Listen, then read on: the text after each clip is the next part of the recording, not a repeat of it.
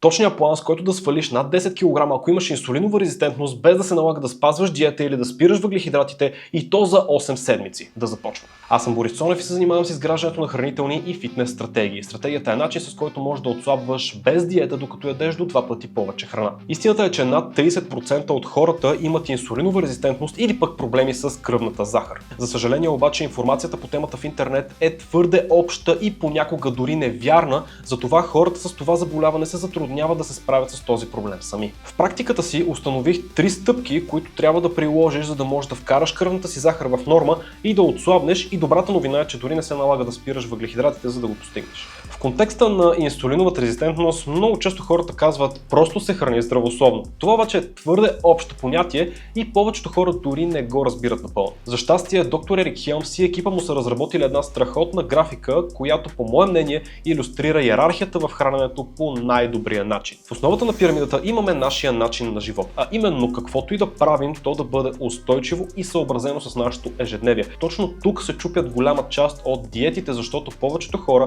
ги започват, спазват ги няколко седмици, дори няколко месеца, ако имат по-силна воля, но в крайна сметка спират. С спирането на този начин на хранене започват малко по малко да си връщат и килограмите. В този ред на мисли по-добре да не сме перфектни, да щупим някои правила, но да имаме устойчив план във времето, отколкото да спазваме нещо за кратко и след това да имаме йо-йо ефект. Следващото стъпало е не по-малко важно, тъй като истината е, че процентът подкожни мазнини е в пряка корелация с нашата инсулинова чувствителност и с нашето общо здраве. Затова енергийният баланс е следващото ниво в пирамидата, тъй като той определя дали ще качваме килограми, дали ще сваляме, което е в много пряка връзка с нашия процент подкожни мазнини. Следващите две нива са доста сходни, а именно достатъчен прием на макро и микронутриенти. Макронутриентите това са протеинът, въглехидратите и мазнините, а микронутриентите това са всички витамини и минерали. Защо макронутриентите са важни? Тъй като на практика те доставят всички необходими вещества на нашето тяло, за да може да функционира нормално. Същото е валидно и за витамините и минералите. И както може да видиш, чак на върха на пирамидата се намира времето за хранене и добавките. И интересното е, че повечето хора започват отзад напред. Какви добавки да взимам? Трябва ли да закусвам? Трябва ли да пропускам храненето след 6 часа? Докато в действителност има много по-важни неща, за които трябва да се погрижим, преди да започнем да си задаваме такъв тип въпроси. Ще базираме този метод на една техника, която е малко разпространявана в интернет и се нарича протеинов фастинг, но няма нищо общо с обикновения фастинг. Първа стъпка е да вземеш личното си тегло и да го умножиш по 1,6. Това е протеина, който трябва да приемаш всеки ден. След това умножи полученото число по 10. Това са калориите, които трябва да приемаш на дневна база. За да функционираш нормално, ти трябват и поне 20 грама фибри, защото те помагат за поддържането на добро стомашно здраве. Най-подходящите храни, от които можеш да си набавиш достатъчно протеин, това са на практика всички животински продукти, млечни продукти, яйца, месо, риба, а най-подходящите източници на фибри това са всички плодове, зеленчуци, пълнозърнести култури, семена и бобови култури. И сега да вземем примерен сценарий, в който човек се храни 3 пъти на ден. Винаги е добра идея по-голямата част от веществата за деня да бъдат изместени към последното хранене, защото след това предстои дълъг период на глад, докато спим, и е необходимо да разполагаме с нужните вещества, за да се възстановим, особено ако имаме по-голямо физическо натоварване през деня и искаме да изграждаме мускулна маса. И противно на масовите вярвания, храненето вечер не е вредно. От тази гледна точка, ако имаме 1500 калории за ден, можем да ги разделим на 3 хранения, като следваме по-голямата част от храненето да остане за вечеря. За това можем да заделим 300 калории за закуска, 500 за обяд, 700 за вечеря. Същата логика следваме и при разпределението на количеството протеин. Ако на човек му трябва 90 грама протеин, можем да ги разделим 20 грама за закуска, 30 за обяд и 40 за вечеря. За фибрите е хубаво да приемаме поне около 20 грама, като тях можем да ги разделим равномерно. Това, което е по-специфично при фибрите, е, че не винаги повече означава по-добре, тъй като ако приемем твърде голямо количество фибри, това може да доведе до стомашен дискомфорт. Затова е хубаво да бъдем в границата между 20 до 30 грама на ден.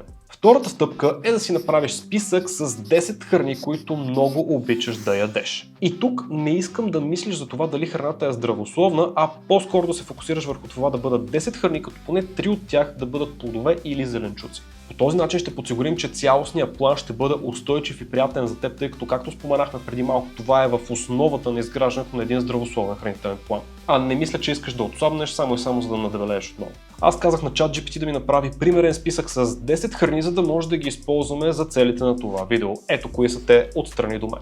И последно, искам да отговориш на въпроса колко пъти на ден можеш да се храниш.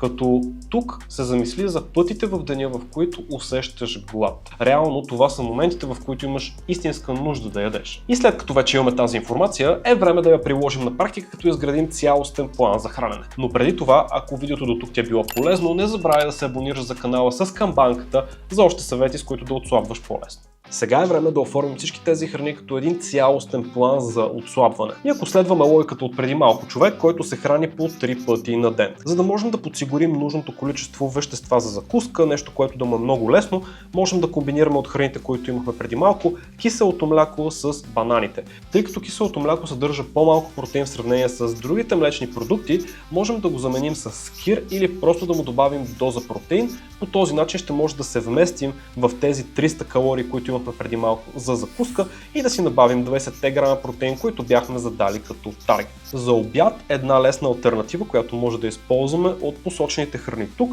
е да си направим домашна пица, като използваме блат от тортила, сложим малко шунка, малко пилешко филе, което отново е в храните, които са посочени, и включително можем да сложим и малко авокадо. Цялото това удоволствие, в зависимост от това какви съставки ще използваме, ще ни стъпи от порядъка на около 300 калории. И може да включим един круасан от по-малките с оставащите 200 калории, които имаме за това хранене. По възможност, круасана е хубаво да бъде пълнозърнен, за да си набавим допълнително количество фибри. Защо точно круасан? Защото това е една от храните, които имахме преди малко в списъка. И обикновено за вечеря хората имат повече време, с което разполагат, за да си готвят. Затова тук можем да комбинираме сьомгата с картофите и да си направим една салата с авокадо и краставици. По този начин ще може да се вместим в тези 700 калории, които имаме за вечеря, и да си набавим достатъчно количество протеин, което в случая е 40 грама за това хранене, както бяхме разпределили преди малко. И както може да видиш, тук съобразяваме храненето да съдържа достатъчно вещества, така че да се храним здравословно, но в същия момент включваме малки количества на така наречените вредни храни, за да може отслабването да ни бъде по-приятно и устойчиво във времето. С подобна комбинация не само ще свалиш килограми, а и ще вкараш кръвната си захар в норма, както успя да направи една от моите клиентки Галина, която беше с диабет тип 2, свали близо 30 кг и вече не се налага да консумира лекарства нито за кръвно, нито за диабет. Така с 20% от усилията ще постигнеш 80% от резултатите, но едно е да знаеш нещата на теория, друго е да ги приложиш на практика. Затова, ако искаш да свалиш над 10 кг и да се отървеш от инсулиновата резистентност, може да си запазиш безплатен час за разговор с мен от линка в описанието на това видео, в който да разгледаме моментното ти състояние и да видим каква е най-подходящата стратегия за теб. Междувременно, ако имаш инсулинова резистентност или диабет тип 2 и искаш да разбереш кои са трите най-важни навика, с които можеш да се справиш с тези състояния, можеш да видиш предходното ми видео, което ще изкочи ето тук, а аз ще те очаквам там.